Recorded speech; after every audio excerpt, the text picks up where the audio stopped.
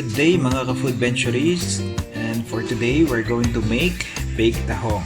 So we have here right now steamed mussels or steamed tahong already. So later on I will share kung ilang piraso to. So what I'm going to do is kasi meron yan may mga hindi pa yan malinis na part. So ang gagawin natin para mas malinis siya, linisin natin mabuti. Ito katulad nito. Meron siyang parang mga yung pinagkapitan niya. Sorry.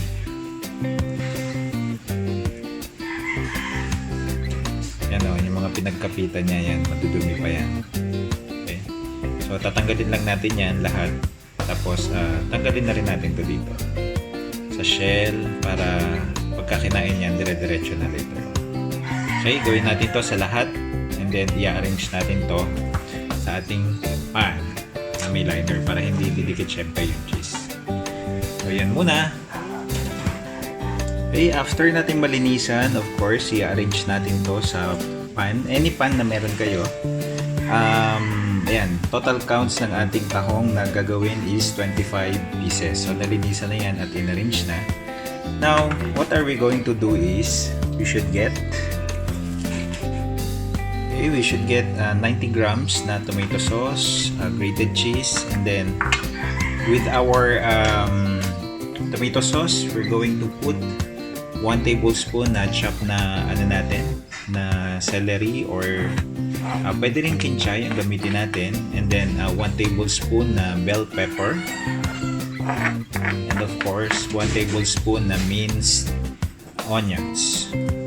Mimix lang natin yan and then ilalagay natin doon sa top ng ating tahong. Okay, mix lang.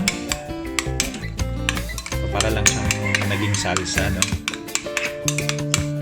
So, mix lang. Tapos, dito sa ating tahong, i-spread lang natin yan or ilalagay lang natin sa top.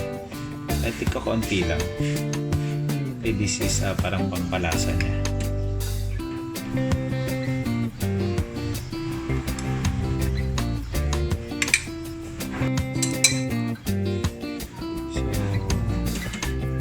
Almost done na yung ating paglalagay ng mixture ng ating tomato sauce.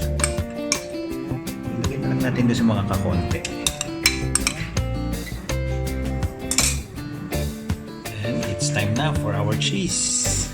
Ganun lang din, lagyan natin ng sa ibabaw. Pwedeng quick melt cheese or Eden cheese. For this recipe, we are using Eden cheese. So, ganun lang din. Lagyan lang ulit natin lahat yung mga ibabaw ng ating tahong. Okay guys, ito na siya. Nalagyan na natin ng ating tomato mixture and of course yung cheese on top. Now, it's time na for baking. Okay, for our baked tahong, iset lang natin siya sa 180 degrees Celsius. Tapos dito siya sa may lower rack. I-arrange lang natin yung ating dalawang pan. Wala akong malaking pan na po pwedeng kasya to kaya pinagdalawa ko na lang. So any pan naman ay po pwede. And of course 180 degrees Celsius. Tapos i-set up natin siya sa timer na 30 minutes.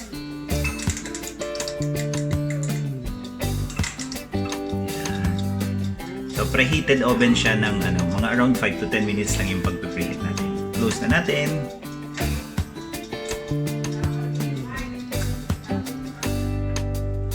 Luto na ang ating baked tahong. So i-plating na natin siya. Let's go! Okay mga ka-Foodventurist, ito na yung ating finished product na baked tahong. Okay, kakain nyo rin gawin yan. Salamat!